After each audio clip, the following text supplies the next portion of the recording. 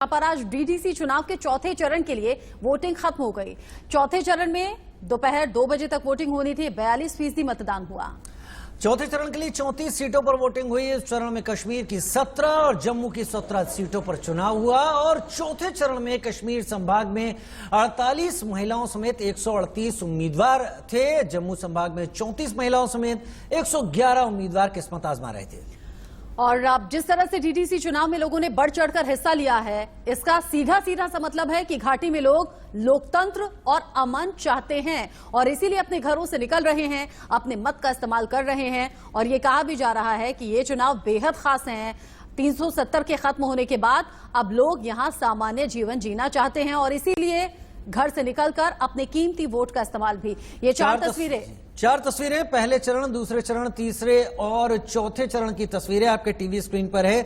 जहां तक गुपकार अलायंस की बात करें, उन्होंने इन चुनाव के पहले कहा था कि जम्मू कश्मीर की जनता इन चुनाव को नकार देगी। जम्मू कश्मीर की जनता जो कुछ भी केंद्र सरकार ने वहां पर यूनियन टेरिटरी बनाकर किया है उससे समर्थन नहीं रखती है। लेकिन जिस तरह से लोगों की भीड़ उमड़ी है, जिस तरह से वोटिंग परसेंटेज आ रहा है, उससे एक बात साफ तौर पर पता चलती है कि जम्मू कश्मीर वाकई बदलाव और शांति का पक्षधर है।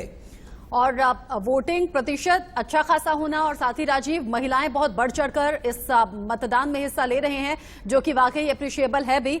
अजय जांडियाल भी इस पर हमारे साथ जुड़ेंगे और अपडेट हम तक पहुंचाएंगे। अजय, चौथे चरण के लिए मतदान आज हुआ, इससे पहले भी आपसे बात होती रही है, महिलाएं बढ़ चढ़कर हिस्सा लेती हैं, कोई खौफ कोई डर लोगों को दिखता नहीं और यही अमन चैन बदस्तूर जारी रखना चाहते हैं, इसीलिए बढ़ चढ़कर मतदान, इसीलिए वोटिंग प्रतिशत अच्छा। बिल्कुल आप सही कह रहे हो। जिस तरीके से लगातार चुनावों में जो डीडीसी चुनाव जो जम्मू कश्मीर में पहली बार होने 370 वोटने के बाद उसमें लोगों की भीड़ उमड़ रही है, वो साफ दर्शाता है कि लोकतंत्र को मजबूत करने के लिए जम्मू कश्मीर के लोग लगातार आगे बढ़ रहे हैं और उनकी खुद ये मंशा है कि जल्द से जल्द और कहीं यहाँ पर जम्मू कश्मीर में एक पॉपुलर गवर्नमेंट आए और यकीनन इसी पर एतबार जताते हुए लोग जो है वो ज्यादा से ज्यादा इसमें भाग ले रहे हैं। जम्मू कश्मीर की अगर बात करें तो जम्मू रीजन में अगर बात करें तो 65% के करीब पोलिंग जो है हुई है, जबकि कश्मीर की अगर बात की जाए तो कंपैरेटिवली जरूर इसमें हालांकि फर्क है, कम पोलिंग हुई है उसके मुकाबले में। मगर जिस तरह से लोग बाहर निकल रहे हैं वो साफ दर्शाता है कि यकीनन लोग जो हैं वो चाहते हैं कि वो सरकार के साथ और देश के साथ आगे बढ़े, सरकार के साथ और देश के साथ आगे बढ़े, क्योंकि पिछले कई सालों से आतंकवाद की वजह से वो लोग काफी नुकसान उठा चुके हैं, हजारों लोगों की जानें जा चुकी हैं।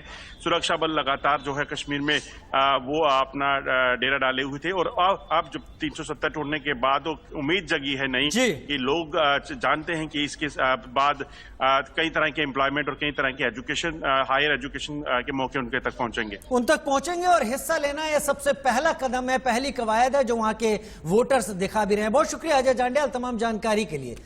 बढ़ते हैं अगली खबर पर और बात करते हैं दिल्ली